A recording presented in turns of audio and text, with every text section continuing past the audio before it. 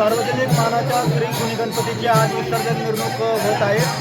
हा जनसमुदाय या ठिकाणी सर्व भक्तीच्या आलोट संग्रह या ठिकाणी जुळलेला आहे। आरती महापूजा सर्व गणपती बाप्पाची पालखीमध्ये होत आहे।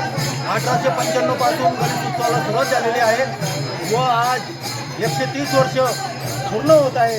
1895 पासून खांबेटे गुरुजींनी गणेश उत्सवाला या ठिकाणी सुरुवात केली।